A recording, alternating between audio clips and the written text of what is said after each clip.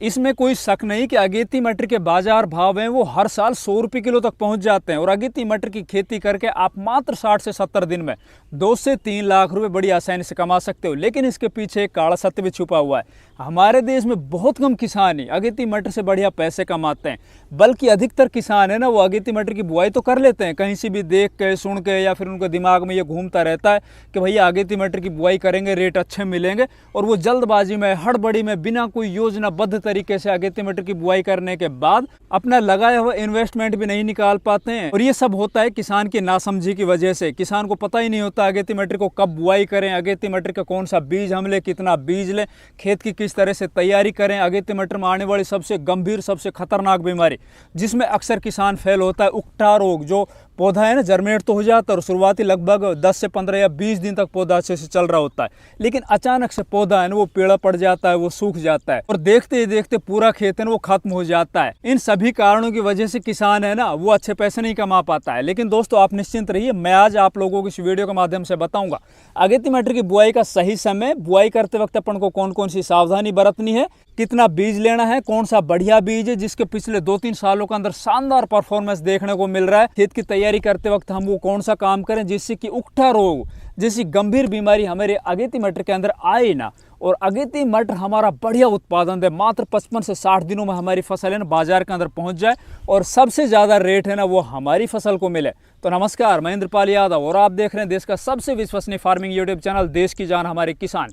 अगर अभी तक इस चैनल को सब्सक्राइब नहीं किया तो प्लीज़ चैनल सब्सक्राइब कर लीजिए, कोई पैसे नहीं लगेंगे भैया।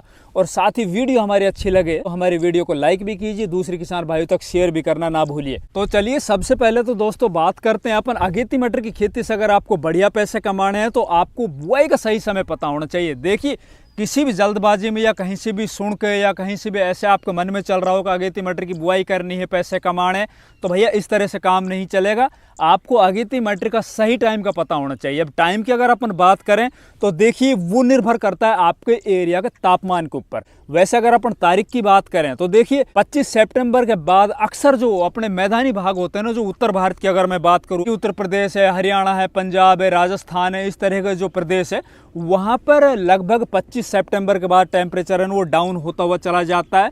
और जैसे टेम्परेचर आपके एरिया में 30 डिग्री या 28 डिग्री हो जाए उस टाइम पर आप सोच लेना भैया अगेती मटर का टाइम है ना वो सही आ चुका है। वैसे अगर अपन बात करें पिछले कई सालों का एक्सपीरियंस मैं बताऊं आप लोगों को, तो अक्टूबर का जो पहला वीक होता है ना ये सही और सफिशिएंट टाइम होता है अगेती मटर की बुआई का।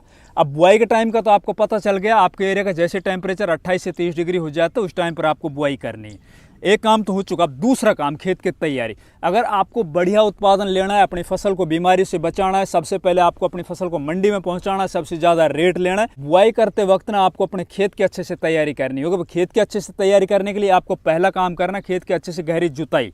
अब जुताई करने के बाद उसके अंदर आपको देसी खाद डालना है। जितना ज़्यादा आपके खेत के अंदर ऑर्गेनिक मैटर होगा, कार्बन होगा, उतना ही आपकी जो फसल जर्मिनेट होगी ना, जर्मिनेट होने के बाद वो हेल्दी होगी, मजबूत होगी, ताकतवर होगी, गबरू होगी और आगे चलकर वो इतने अच्छे से ग्रोथ करेगी कि उसके अंदर जो पेड़ापन या उकठा वाली जो बीमारी है ना वो उसका कुछ बिगाड़ ही नहीं पाएगी। तो पहला काम आपको करना है कम से कम 1 एकड़ जमीन के अंदर 4 से 5 टोली बिल्कुल सड़ा गड़ा गोबर का खाद। कच्चा नहीं डालना है, कच्चा डालोगे तो नुकसान ही नुकसान मिलेगा आपको। या फिर आप वर्मी कंपोस्ट है ना वो 5 से 6 क्विंटल पर एकड़ के हिसाब से अपने खेत के अंदर डाल दीजिए। अब देसी खाद तो डल गया, अब बात आती है रासायनिक खादों की। क्योंकि हमने ये देखा है कि जिन खेतों के अंदर बेसल डोज में अच्छे से रासायनिक खाद दे दिए जाते हैं ना उन खेतों के अंदर मटर का उत्पादन अच्छा निकलता है और मटर की जो फसल है ना वो हरी भरी रहती है। तो उसके लिए आपको लगभग 50 किलो से 100 किलो सिंगल सुपर फास्फेट ले लेना है। सिंगल सुपर फास्फेट के साथ ही आपको लगभग 35 से और 50 किलो पर एकड़ के हिसाब से डोज बता रहा हूँ मैं आपको, DAP डाई अमोनियम फॉस्फेट है ना वो भी ले लेना है। इसके अलावा आपको लगभग 30 से 35 किलो म्यूरेट ऑफ पोटास, जो लाल कलर वाला था ना म्यूरेट ऑफ पोटास। वैसे पोटास भी आजकल अलग अलग तरह के आ रहे हैं, अलग अलग कंपनियों ने फंडा बना रखा है भैया, लेकिन आपको लेना म्यूरेट ऑफ पोटास 30 से 35 किलो पर एकड़ के हिसाब से। इसके अलावा इसके अंदर आप ले सकते हो 5 किलो कार्टाप हाइड्रोक्लोराइड। इससे क्या होगा, जड़ों के अंदर जो लगने वाली बीमारियां होती है, फिर आपकी जमीन के अंदर कोई भी इंसेक्ट होंगे ना नीचे, चाहे वो दीमक हो, व्हाइट ग्रब हो या फिर नेमाटोड हो, उससे आपकी फसल बची रहेगी। इसके अलावा आपको लेना भैया 500 ग्राम थाइफेनेट मिथाइल। अब थाइफेनेट मिथाइल क्या करेगा, देखो जो उकठा वाली बीमारी लगती है ना हमारे मटर फसल के अंदर, उसके लिए मैं उपचार बता रहा हूँ। जो अपन बेसल डोज डाल रहे हैं उसी के अंदर 500 ग्राम आधा किलो पर एकड़ के हिसाब से थाइफेनेट मिथाइल, ताकि हमारी ज़मीन है ना शुरुआती चरण में अपन अच्छे से उसको उपचारित कर सके, हमारी मिट्टी है ना उसको हम उपचारित कर सके फंजीसाइड से। तो इसके अंदर आपको 500 ग्राम थाइफेनेट मिथाइल भी ले लेना। इन सभी को आप अच्छे से मिला लीजिए, पूरे खेत के अंदर आप बुरकाव कर दीजिए। बुरकाव करने के बाद आप या तो रोटावेटर निकाल दीजिए या फिर आप अपने खेत के अंदर टिलर निकाल कर और पाटा लगा दीजिए। अभी पाटा लगाने से पहले आप एक काम और सुनिश्चित कर लीजिए, जब आप ये खाद डाल रहे हो ना, खाद डालने से पहले अपने खेत के अंदर भैया पड़े हुए जरूर कर लेना।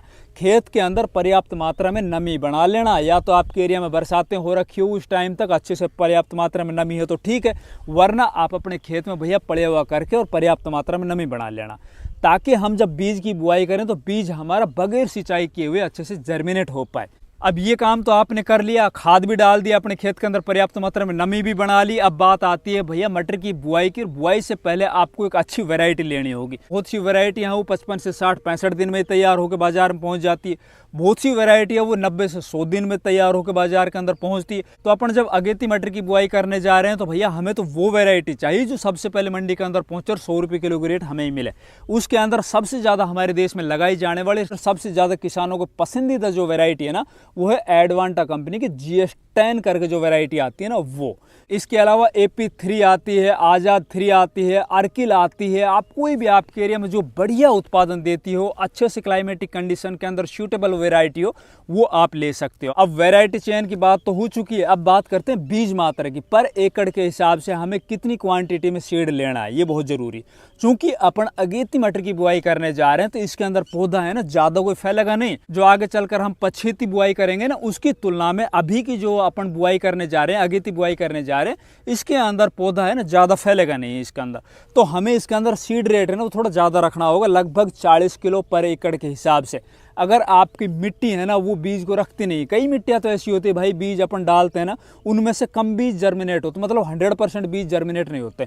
अगर आपके एरिया में ऐसी कोई दिक्कत है तो उसके अंदर थोड़ी सी सीड रेट है ना और आप बढ़ा सकते हो। बाकी एक सफिशिएंट जो सीड रेट है ना वो 40 किलो अगेती के अंदर बहुत सही है। 40 किलो पर एकड़ के हिसाब से आप बीज ले सकते हो। अब आपने बीज तो ले लिया, अब बुआई करने से पहले आपको एक काम और करना होगा, ताकि आगे चलकर आपकी फसल है ना वो आने वाले जो फंगस जनित बीमारियां होती है या फिर उकठा जैसी जो बीमारियां होती हैं उससे अपनी फसल को अपना शुरुआती चरण में बचा ले। उसके लिए हमें सीड ट्रीटमेंट करना है, बीज उपचारित करना है। बीज उपचारित किससे करना है ये भी बहुत ज़रूरी है। अब बीज उपचारित आप कार्बेंडिजम मैनकोजेब से भी कर सकते हो, थिरम से भी कर सकते हो। बाकी अभी नए नए फंजीसाइड इंसेक्टिसाइड के कॉम्बिनेशन भी आ गए, जैसे कि एजोक्सिस्ट्रोबिन के साथ थाइफेनेट मिथाइल और इसी के साथ आपको थाइमेथोक्सोम, इनका भी कॉम्बिनेशन मिल जाएगा। बाजार के अंदर अलग अलग कंपनियां निकाल जैसे स्वाल निकालती है, UPL निकालती है, ये भी आप ले सकते हो। अगर ये आप ले रहे हो तो 1 किलो बीज के अंदर 2 ml से 4 ml। फिर उस बीज को आपको सुखा देना है। अच्छे से बीज सूखने के बाद ना फिर आपको बीज की बुआई करनी है। बुआई आप 2 मेथड से कर सकते हो, वैसे तो आजकल 3 मेथड से भी होने लगी है। उसके अंदर एक तो छिटक विधि से अपन मटर की बुआई करते हैं, दूसरा अपन सीड ड्रिल मशीन से बुआई करते हैं, और तीसरा आजकल बेड के ऊपर भी बेड मेकर मशीन से भी इसकी बुआई होती है। बाकी मैं आप लोगों को सजेस्ट करूंगा आप जो सीड ड्रिल मशीन है ना उससे बुआई कर लीजिए। अब भाई बुआई तो हो चुकी है, बुआई के बाद फिर बात आती है खरपतवार नियंत्रण की। और खरपतवार नियंत्रण बहुत जरूरी, किसी भी फसल का बढ़िया उत्पादन लेने के लिए अपन को शुरुआती चरण में हम अगर खरपतवारों को नियंत्रित कर लेंगे तो हमारी फसल है ना वो दबेगी नहीं, उसकी अच्छी ग्रोथ होगी और आगे चलकर भी अच्छा परफॉर्मेंस दिखाएगी वो। तो उसके लिए बुआई करने से और 36 से 48 घंटे के बीच में जब आपके खेत के अंदर अच्छे से पर्याप्त मात्रा में नमी हो, उस अवस्था में पहले बात तो बुआई करो ना, उसी टाइम के ऊपर आपको कुछ देर बाद ही लगभग 1 लीटर पर एकड़ के हिसाब से पेंडामेथिलिन जो प्री इमरजेंस हर्बिसाइड आता है ना उसकी स्प्रे कर देनी है अपने खेत के अंदर, ताकि जो आपके खेत के अंदर नमी है, नमी के अंदर वो पूरे खेत में एक अच्छे से लेयर बना सके और खरपतवार के जो बीज है ना उनको जर्मिनेट ना होने दे, उनको निष्क्रिय कर दे।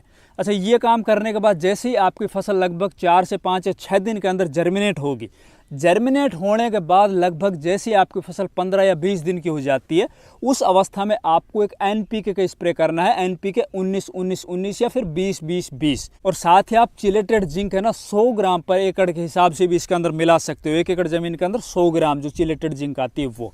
अब ये स्प्रे करने के बाद आपकी फसल में जहाँ पे आपने शुरुआती चरण में बेसल डोज में अच्छे से खाद दे दिए थे, तो एक तरफ तो जहाँ जड़ों से वो अच्छे से इन सभी पोषक तत्वों को लेगा, ऊपर से हम जो फोलियर स्प्रे किया है ना, जो NPK की और जिंक की, तो ऊपर से भी हमारी फसल है ना अच्छे से पोषक तत्वों को ग्रहण करेगी। पौधा है ना वो अच्छे से गबरू हेल्दी अच्छे से तगड़ा चलेगा शुरुआती चरण में, और उसकी जो जड़ें हैं ना वो अच्छे से ग्रोथ करेगी। अब जैसे ही हमारी फसल लगभग 35 दिन की या 40 दिन की होती है और आपकी फसल है ना उस टाइम के ऊपर सिंचाई मांग रही होती है, पौधे है ना वो दिन के अंदर थोड़ा कुलमुला जाते हैं या फिर पौधा अच्छे से ग्रोथ नहीं कर रहे होते हैं, तो उस टाइम के ऊपर हमें करनी है भैया एक सिंचाई।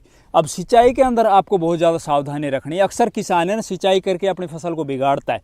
भैया सिंचाई हमें स्प्रिंकलर के माध्यम से करनी है। कोशिश कीजिए आप स्प्रिंकलर लगा के और बिल्कुल हल्की सिंचाई कीजिए। अब स्प्रिंकलर चलाओ उससे पहले आपको यूरिया लेना है। लगभग 1 एकड़ जमीन के अंदर आप 30 से 35 किलो यूरिया ले लीजिए। इसी के अंदर आप लगभग 10 किलो 21% वाली जो जिंक है ना वो ले लीजिए, और साथ ही इसके अंदर आप लगभग 2 किलो सल्फर भी मिला लीजिए, और मिलाकर अपने खेत के अंदर छिटक कर और ऊपर से आपको स्प्रिंकलर चलाना। अब स्प्रिंकलर चलाने के बाद फिर हमें एक स्प्रे करनी है। स्प्रे के अंदर आपको इंसेक्टिसाइड भी लेना है, फंजीसाइड भी लेना है, हाइमेथोक्सोम भी ले सकते हो आप, इमामेक्टिन बेंजोएट भी ले सकते हो, और इनके साथ आपको जो फंजीसाइड लेना है ना उसके अंदर भैया आप कार्बेंडिजम मैनकोजेब जो साफ पाउडर होता है ना वो भी ले सकते हो आप, एंट्राकोल भी ले सकते हो, या फिर आप इससे बड़े टेक्निकल भी ले सकते हो जैसे कि एमिस्टार टॉप है, कस्टोडिया है, नेटिवो है। अगर आपको ऐसा लग रहा है कि आपके खेत के अंदर कोई पौधे मर रहे हैं या उसके अंदर नीचे जड़ के अंदर जड़ सड़न वाली बीमारी लग रही है, उकठा वाली बीमारी आपको देखने को मिल रही है, तो उस टाइम के ऊपर आप स्टैंडर्ड फंजीसाइड है ना उनकी स्प्रे कर सकते हो।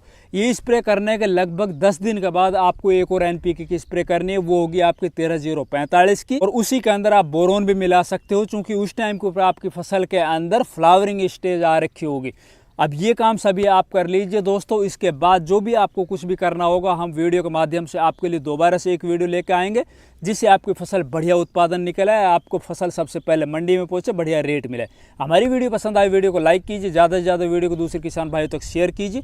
चैनल सब्सक्राइब नहीं किया तो प्लीज़ चैनल भी सब्सक्राइब कर लीजिए। धन्यवाद।